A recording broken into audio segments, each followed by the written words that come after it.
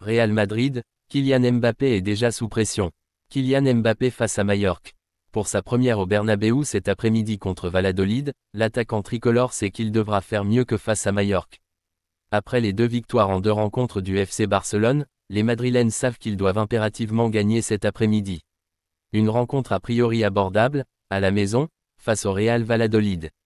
Et s'il y a un homme qui devra montrer de meilleures choses que lors de l'entrée en matière des merengues en Liga face à Majorque, c'est bien Kylian Mbappé. Guillemets simple, auteur d'une prestation assez moyenne en terres insulaires, l'ancien du PSG avait déjà reçu ses premières critiques de la part de la presse espagnole. Ce dimanche, il fait encore la une de tous les médias, pour ses débuts au Santiago Bernabéu. Mbappé arrive à la maison. Le phénomène français débute comme joueur du Real Madrid au Bernabéu, titre AS sur sa une. Il n'a pas brillé, mais n'a pas non plus déçu. Le Mbappé extraordinaire est à venir, ajoute le journal madrilène dans ses pages intérieures, précisant que le Bondinois n'a jamais gagné lors des 3 matchs qu'il a disputés dans l'enceinte madrilène dans sa carrière. Un repousse la volée de Mbappé, le Real Madrid pousse contre la Real Valladolid. Les médias ne parlent que de lui. C'est à maison. Mbappé face au début le plus attendu par le madridismo. Kylian débute dans le stade où il a rêvé de jouer en étant gamin, il va de son côté Marca, avec un petit coup de pression au passage, Di Stefano, Puskas et Cristiano Ronaldo ont réussi à marquer lors de leur début au Bernabéu. Cet après-midi, tous les yeux seront donc rivés sur Mbappé.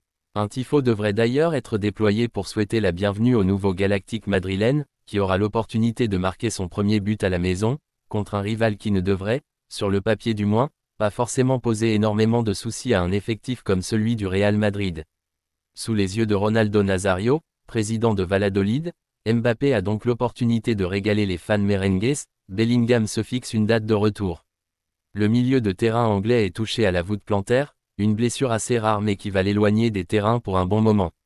Au forfait d'Eduardo Camavinga pour 8 semaines en ce début de saison vient s'ajouter celui de l'international anglais, qui a reçu un mauvais coup au pied lors de la séance d'entraînement à Valdebebas vendredi dernier. Rien que je déteste plus que de manquer des matchs mais j'essaye de voir le côté positif et peut-être que mon corps me dit qu'il a besoin de plus de repos après une année chargée, a communiqué le joueur sur les réseaux après avoir appris la nouvelle. Ce souci aux muscles de la voûte planétaire de la jambe droite devrait en tout cas priver Bellingham d'une petite dizaine de matchs. En fait, l'objectif le plus raisonnable, qui est certainement aussi celui que s'est lui-même fixé le madrilène, est d'être de retour à la compétition pour le derby madrilène, qui se disputera le 28 ou 29 septembre prochain. En principe, le jeune Jude aura récupéré pour ce grand choc de la phase allée de la Liga au Civitas Metropolitano. Si le retour de l'anglais face au Colchonros se confirme, il aura manqué pas moins de 9 matchs entre son club et sa sélection, 6 matchs de la Liga, un match de Ligue des Champions et 2 matchs avec l'Angleterre. Les matchs que va manquer Bellingham en Liga Valladolid, la Palmas Real Betis Real Sociedad Espagnol Alaves Camavinga, quelle blessure et quand sera-t-il de retour avec le Real? Le joueur du Real Madrid va être absent un petit moment des terrains de football. Un sérieux problème pour l'équipe d'Ancelotti. La saison n'avait, même pas encore officiellement terminé qu'un premier coup dur a frappé l'effectif madrilène, à la veille de la Supercoupe d'Europe face à l'Atalanta, Eduardo Camavinga s'est blessé lors de l'ultime session d'entraînement du Real Madrid. Une blessure qui, sur le coup, a fait craindre le pire à ses coéquipiers et toutes les personnes présentes sur place compte tenu des derniers cas de rupture des ligaments croisés. Heureusement, le pire a été évité comme l'a indiqué le club à travers un communiqué. À quand son retour? Finalement, le Français souffre d'une entorse du ligament collatéral interne du genou gauche, et cela lui vaudra de manquer le début de saison avec le Real Madrid ainsi qu'au minimum la première trêve internationale avec l'équipe de France. Ce n'est d'ailleurs pas la première fois que le madrilène est touché à l'un de ses genoux. L'année passée déjà, il avait souffert d'une rupture d'un ligament du genou à la suite d'un duel avec Ousmane Dembélé à l'entraînement, encore une fois. Il avait manqué près de 2 mois de compétition. Pour cette fois, le diagnostic est assez semblable car il a été initialement annoncé pour 6 à 7 semaines d'absence environ. Il manquera ainsi les premiers matchs de championnat, au minimum le premier match de Ligue des Champions et son retour est espéré pour le 6 octobre face à Villarreal ou contre le Celta de Vigo le 20 octobre après la deuxième trêve internationale de la saison. FC Barcelone, Hansi Flick défie déjà sa direction. Ansu Fati avant un match de Brighton. Hansi Flick a pris une décision qui va à l'encontre de celle des dirigeants pour Ansu Fati. Les débuts d'Hansi Flick à Barcelone sont plutôt réussis. Avec 2 victoires en 2 journées et une patte Flick qui commence à se mettre en place, le Barça a démarré sa saison sur des bases solides. Pourtant, l'entraîneur allemand n'est pas vraiment gâté par sa direction, avec 2 renforts seulement, Dani Olmo et Pau Victor, et un Olmo qui n'a toujours pas pu être enregistré pour jouer en Liga. L'ancien sélectionneur allemand sait qu'il risque d'ailleurs de devoir se contenter de ces 2 seuls arrivés, et qu'il risque donc de devoir faire appel à des joueurs moins attendus cette saison. Marc Bernal et Marc Casado ont ainsi déjà démarré en Liga cette saison, alors qu'un autre joueur, plus expérimenté et considéré comme indésirable par sa direction, devrait lui aussi bénéficier d'un certain temps de jeu à son retour de blessure. C'est Ansu Fati. Le FC Barcelone d'Hansi Flick séduit déjà la Catalogne. Flick compte sur Fati. Effectivement, la direction souhaitait se séparer de lui pour faire des économies et tenter d'entrer dans les clous du fair play financier de la Liga. Il était convoité par Séville notamment. Mais comme l'indique Sport, Flick souhaite le conserver et l'utiliser cette saison. J'espère qu'il retrouvera son niveau de la pré-saison, on doit prendre soin de lui, confiait d'ailleurs le coach allemand samedi soir, après le succès contre l'Athletic. Le journal explique effectivement que Fati, qui sort d'un prêt plutôt moyen à Brighton, peut être un joueur très utile dans l'effectif. La presse catalane avait d'ailleurs dépeint un portrait plutôt flatteur pour le joueur lors des premiers entraînements estivaux, expliquant qu'il était très affûté et qu'il avait surpris, en bien, beaucoup de monde en interne. Et si 2024-2025 était la saison de la renaissance pour Fati? La note de Lamine Yamal a fuité et elle est très décevante. Sortira le 20 septembre prochain. Lamine Yamal était absent dans le précédent opus, car trop jeune. Il fera donc son apparition dans les prochaines simulations, avec une note visiblement décevante. À moins d'un mois de la sortie de FC 25, la note générale de Lamine Yamal sur le prochain opus aurait fuité. Découvrez-la dans cet article. Spoiler, elle est décevante. Titulaire au FC Barcelone à 16 ans, vainqueur et révélation de l'Euro 2024, quart de finaliste de la Ligue des Champions avec le Barça et pourtant, Electronic Arts n'a visiblement pas été impressionné par les prestations de Lamine Yamal. Pour son nouvel opus, FC 25, le développeur américain aurait attribué la note de 80 à l'ailier catalan.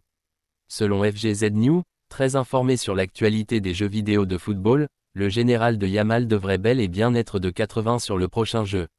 Des statistiques loin de la réalité. Le mode le plus populaire sur FIFA, puis sur FC 24 n'était autre qu'Ultimate Team. Un mode sur lequel les joueurs prennent l'apparence de cartes, avec diverses statistiques notées. Concernant Yamal, ses futures attributions ne devraient pas voler très haut. Hormis une vitesse et un dribble relativement intéressants, 82, sa note de frappe serait moyenne, 74, de même pour sa qualité de passe, 75, sans parler de son physique, 48, et de sa défense, 23. Pas sûr que Lamine Yamal ne conserve de telles notes s'il poursuit sa progression exceptionnelle comme ces derniers mois. Vinicius Junior joue la montre pour son avenir. Vinicius Junior n'est pas certain de rester au Real l'an prochain, la Juve boucle 2 arrivées et Zirkzee a fait couler son équipe. Retrouvez dans votre revue de presse Foot Mercato les dernières informations de la presse sportive européenne. Vinicius prendra une décision à la fin de la saison. ESPN a fait une révélation sur l'avenir du Brésilien. Vous le savez, Vini a été approché par l'Arabie Saoudite, qui veut faire de lui son ambassadeur du football pour le pays avant la Coupe du Monde 2034. Si Madrid est catégorique et ne veut pas le laisser partir, le joueur lui, n'est pas insensible à cette proposition. Si l'argument de gagner le Ballon d'Or a certainement motivé son choix de rester en Espagne, à voir donc l'an prochain si cela sera encore suffisant. Preuve encore que le Brésilien n'est pas certain de rester à Madrid, le refus de son clan de discuter prolongation de contrat. Toujours d'après ESPN, Vinicius attendra la fin de cette saison pour prendre une décision sur son avenir. Pour rappel, des représentants du fonds d'investissement public saoudien ont contacté Vinicius et Madrid pour un accord.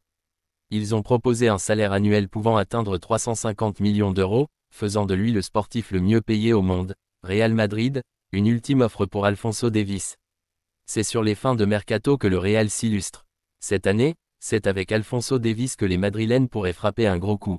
Le Real Madrid a montré un intérêt prononcé pour Alphonso Davies cet été, en proposant une offre de 30 millions d'euros pour attirer le défenseur canadien du Bayern Munich. Cependant, malgré cette proposition significative, le club bavarois est resté inflexible tout au long du mercato estival. Selon Relevo, les négociations n'ont pas abouti, et Bayern Munich a maintenu sa position, refusant de céder Davies. Une véritable démonstration de force du club allemand, sachant que le contrat de son joueur expire l'an prochain, signifiant que le joueur pourrait s'engager gratuitement au Real d'ici 5 mois. Madrid y croit. Malgré cet échec, les merengues ne baissent pas les bras et envisagent une dernière tentative pour recruter Davies d'ici la fin du mois selon la même source. Les dirigeants madrilènes continuent d'étudier les possibilités pour finaliser un accord et renforcer leur effectif avec le talentueux latéral gauche. La décision finale sera déterminante pour l'avenir de ce dossier, alors que le Real Madrid reste déterminé à obtenir le renfort du joueur avant la fermeture du mercato. De son côté, le Canadien ne serait pas insensible aux avances madrilènes, affaire à suivre.